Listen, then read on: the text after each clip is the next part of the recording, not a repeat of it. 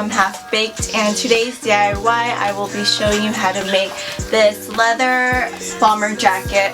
I have a ton of bomber jackets and crazy I don't have one in leather, so I wanted to make one. So a lot of the bomber jackets are regular sleeves like this, but this bomber jacket I'll be showing you how to do the raglan style where it cuts like right here on the neckline and then down to the armhole.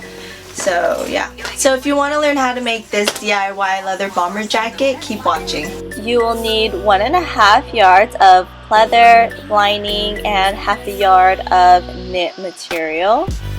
You also need tracing paper, a separating zipper, color of your choice and length of your choice. You will also need a ruler, which I didn't film here, some scissors, a marker, and some trusty old pins.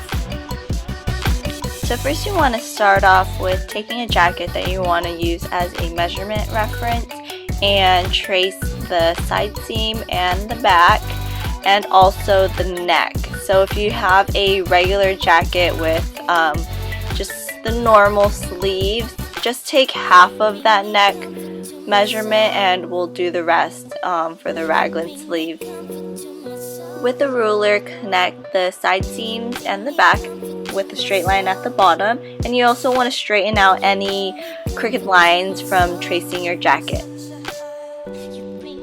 So next what you want to do is connect your raglan sleeve, so just take the point from your side seam and connect it to that halfway point of the neck with a straight line, and you also want to add seam allowance around your pattern. So I like to use 1/4 inch, however a lot of people use 1/2 inch, and you're going to add this to the side seam as well as the top neck measurement, and on the back measurement line you could just write fold, because you will be adding that back line to a fold since this is your back pattern.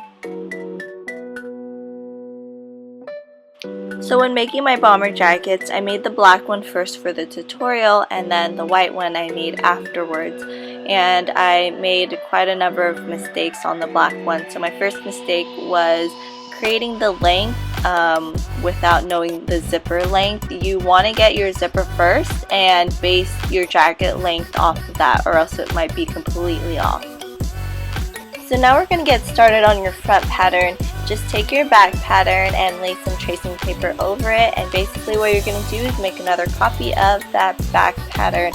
The only difference is that you're going to want to drop the front neck and increase the seam allowance on the front. So I believe in this clip I only dropped it about 2 inches, but you want to drop it a little bit more, because I found that when I only dropped it 2 inches it was really tight in the neck area. So for my white version I dropped it about 4 inches, maybe 3 inches.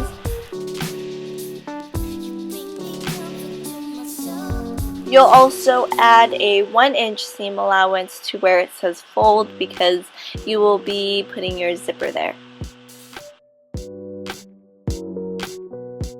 Now to trace the sleeve pattern, just place your sleeve onto some tracing paper and trace the bottom and top part of the sleeve.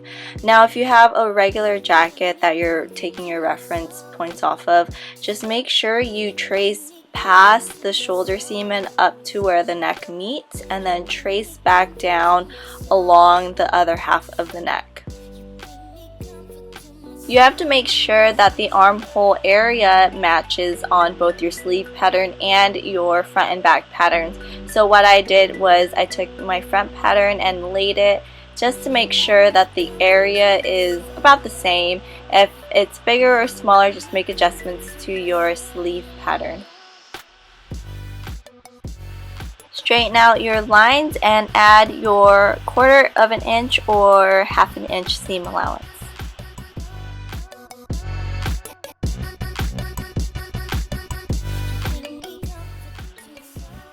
Now we're not quite done with the sleeve pattern just yet. We have to make a full pattern with it opened up, because the way that we traced it, it was closed and on a fold. So just take some tracing paper, fold it in half, and with the long side of the sleeve pattern you're going to take that and put it on the fold. So when you recut and retrace, it will be a full open pattern. Sorry if you guys hear a fan in the back of my voiceovers. I actually bought a microphone to use for my videos, but for some reason it just decided not to work today, so I apologize for the loud sound.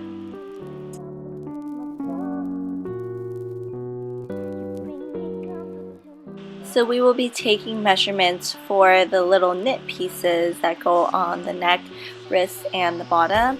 So take your front piece, and what you're going to want to do is walk the tape to take the measurement of the neck area. So what I like to do is just finger walk it down and move the tape along the curve, because it's a little hard to take measurements on curves. And from there, wherever it ends up, you're going to keep going for the front and the sleeve and the back. So my front ended up being about 4 inches, so now I'm going to take the measurement for the sleeve, and I'll start from the 4 inches and then walk the tape, and it roughly ends up being 5.5, so I'll move that aside. And then with the back, I'll start again at 5.5, and then I should get my final measurement for just half of it though. So after I walk the tape, it roughly ends up being 8 inches, and then what you want to do is double that, because we only took 1/2 of the neck measurement. So when I double it, it becomes 16, and the width of the knit will be 2.5. So we'll cut a rectangle. Later on I will show you for 16 by 2.5. So you'll do the same thing for the bottom waistband, and this time just take your front and back pieces, line them up together with the side seams touching, and just take the measurement from the bottom part. And mine ended up being around roughly 17 inches, so double that would be 34 by 2 inches. Repeat the same process for the sleeve, but because we already did an open pattern, you don't have to double anything. So just walk the bottom of the tape, and mine ended up being roughly 9.25 inches, and that's how much it will be, 9.25 by 2 inches. Another mistake that I made was I cut the knit piece for the wrist exactly the same width of what the sleeve opening was, and I mean, you can do that. However, I like them a little tight at the sleeve, so I suggest cutting off maybe like 1 inch or 1.5 inches. So go ahead and make rectangle patterns for the measurements that you took. The only difference that I did was I decided to cut the 34-inch measurement in half and make it a 17 by 2-inch pattern. That way I could just add it on a fold and save some paper.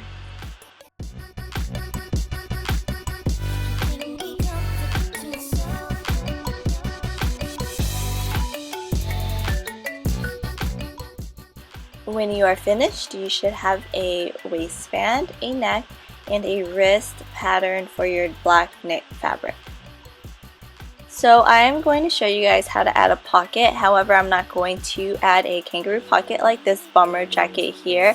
I'm going to add a side seam pocket, so that's what I will show you guys right now. I had some leftover scrap paper that I found, so I'm just going to make my pattern pocket out of this. Just fold it in half, and all you have to do is basically make a U that, you know, fits your hand, not too small, not too big. It's going to be one of those invisible pockets, so no one's going to see it anyways, but just make sure that your hand fits in it. Now that you have all your patterns done, you can start cutting out your leather pieces. Make sure you are cutting on 2 layers of fabric, and you can cut out your sleeve, your back, and your front patterns. Just a reminder that your back pattern needs to be on a fold.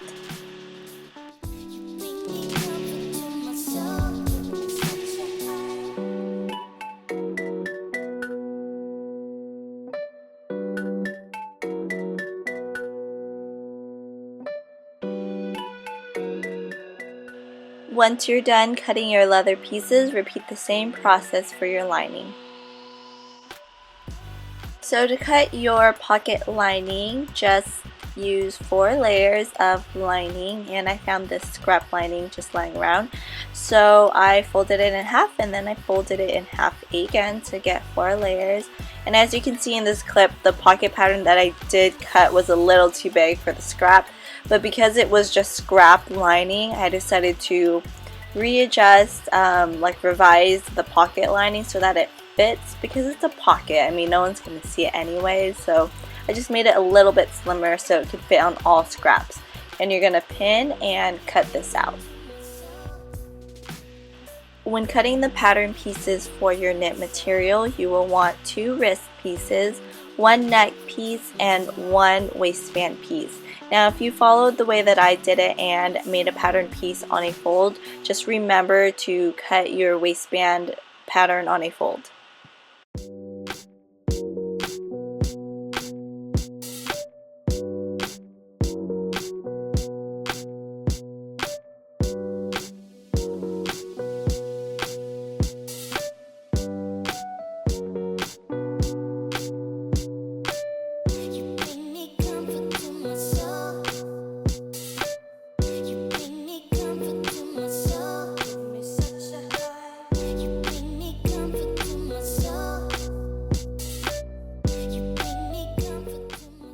Your final pieces will be 1 long waistband, 1 medium length neck piece, and 2 small wrist pieces.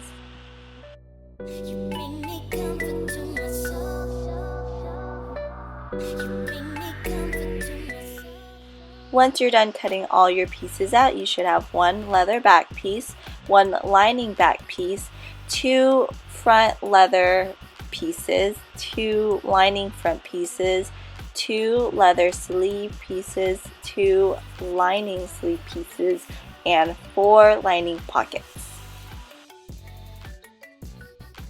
So now you want to pin your pocket to the leather pieces before sewing up the side seam. So just take a piece of pocket, lay it on the side seam, and kind of gauge where you want it to lay. When you're happy with the location, just pin and sew on the right side of your leather. Now to sew the side seam of your jacket, take your back piece with the right side facing up and the pocket facing out, and take your front leather piece and lay it on top with the right sides kissing each other.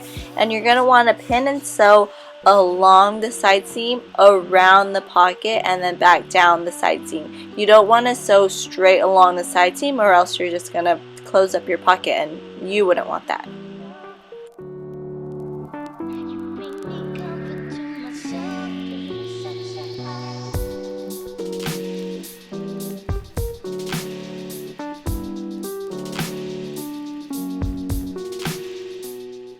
Grab your sleeve piece, fold it in half with the right sides kissing, and sew along the edge of the sleeve. To attach your sleeve piece to your body piece, turn your sleeve piece inside out. Open up your body pieces, and starting from the armhole point, you want to match them up and then just start pinning upwards.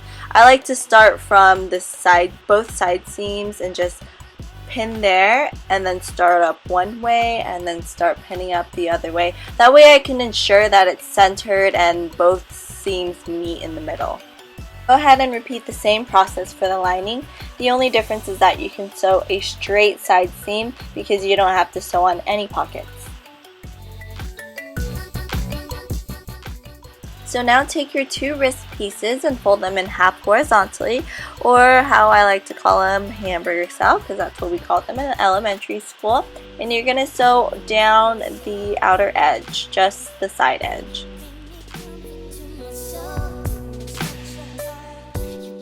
Fold your neck piece in half and place your body piece with the right side facing down and start pinning along the top edge of both pieces. The closer you get to the edge of your body piece, the closer you want to get to the bottom of the neck piece. So you want it to taper off towards the fold of the neck piece.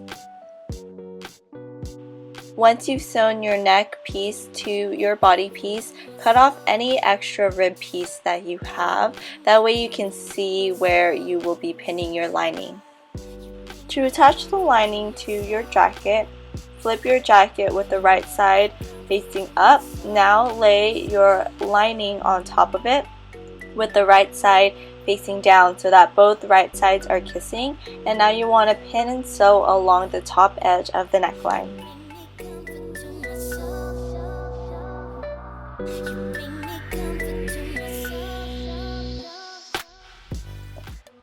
Now repeat the same process for the waistband, but this time you can pin and sew everything at once. So you can sew your lining, your leather piece, and your knit fabric all at once since it's just one straight line. Before sewing up your waistband, make sure you leave about 1/2 inch on both sides. That way you have some room to sew in your zipper.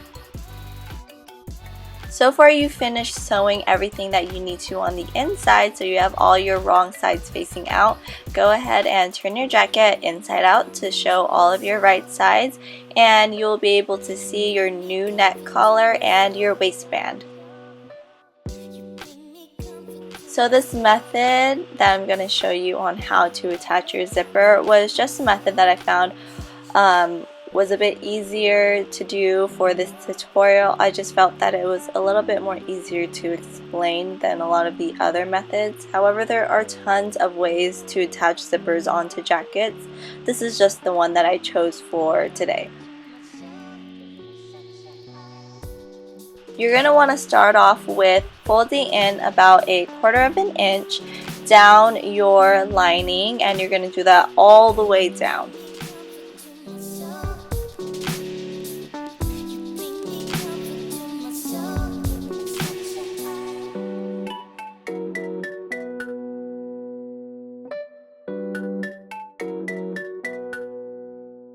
Now take the corresponding side of the zipper, so if you started on the right side, you want to take the right side of the zipper, and with the teeth facing out, you're going to start pinning it along the folded edge of the lining, and you're going to do that all the way straight down.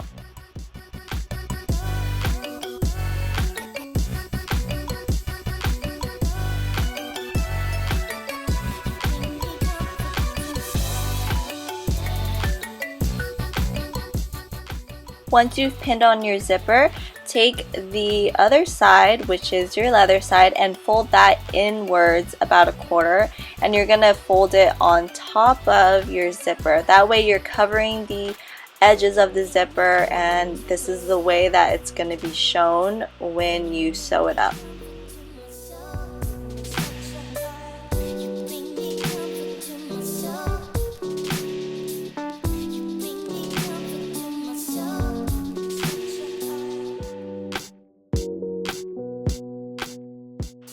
This is a trick I've been using for a while to get some traction underneath my sewing machine foot. And what I do is I take strips of tracing paper and I place it on top of the leather. That way it can sew on top of the paper and get traction underneath the foot. If you do use this method, I really suggest using a paper cutter. Something like this. That way you can ensure that you are cutting really straight strips. It'll just help you that much more when you're trying to sew a straight line. Now some people might be a little wary on doing this method because it can dull out the needle. However, if you don't have a lot of needles like I do that you can just replace, then I really suggest finding another method of getting traction underneath your foot. But this worked out perfectly for me, and my needles still work perfectly fine. The only time I have to replace a needle is when I break it when I'm trying to sew something really, really thick. This is probably one of my favorite parts of using the tracing paper method, is because I get to just like rip it off and it doesn't tear any thread or seam or anything, and it's super lightweight. That's why I really like this method, and I don't know, I just like ripping paper for some reason. So the last step in finishing off your leather bomber jacket is to sew on that cuff to your body. So go ahead and make sure your lining and your leather sleeve seams are placed and lined up correctly.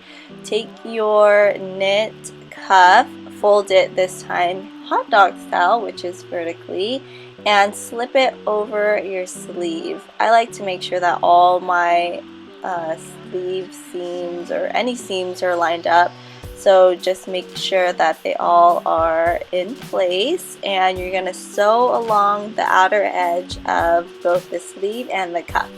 After you've sewn everything, you are completely done, and now you have a finished bomber jacket with lining and with pockets. So there you can see at the bottom is where I messed up. That's why I really suggest that you get the length of your zipper first and then you do your length for your body. I cut it a little bit short, and I just figured the best way to make it look right was kind of to do like a tapered, I don't know, V cut at the end. That way it doesn't look too weird, so yeah.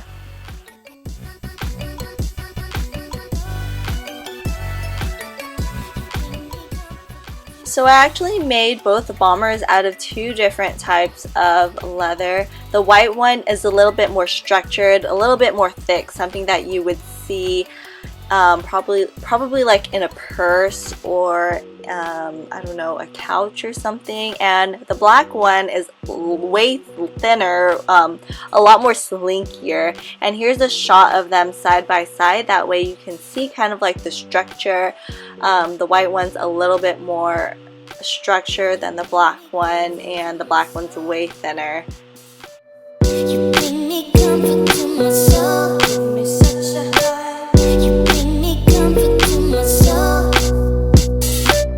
You bring me comfort to my soul, give me such a high.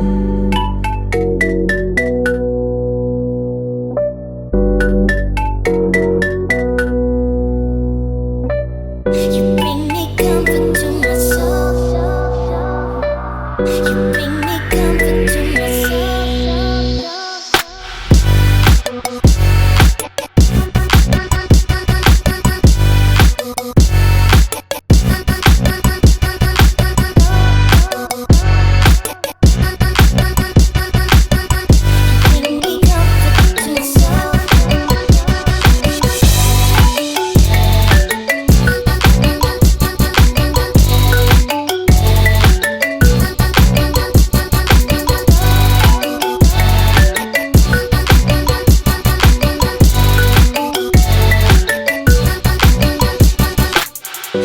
So that's it for today's tutorial. If you enjoyed the video, please give it a thumbs up.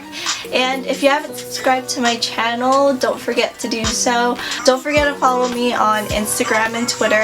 Instagram is @thehalfbaked and Twitter is @the_halfbaked. And just an update, I do have a lot more time because there was a major change in my life, so I will have a lot more time to produce videos and do more DIYs, which I'm really excited about. So if you have any recommendations, add them in the comments below or go ahead and tweet me. And if you do decide to make this bomber jacket, please tag me. I love seeing what you guys do and seeing what you guys come up with. So that concludes this video, and I will see you guys in my next video. Bye. Bye-bye. Missing nails.